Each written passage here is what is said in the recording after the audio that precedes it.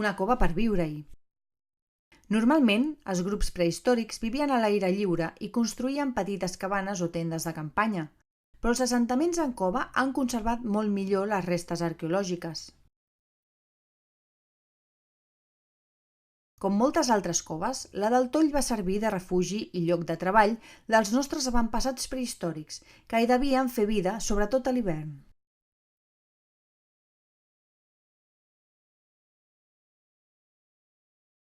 Viure al subsòl garanteix una temperatura més estable i temperada que a l'aire lliure, encara que la humitat sigui elevada.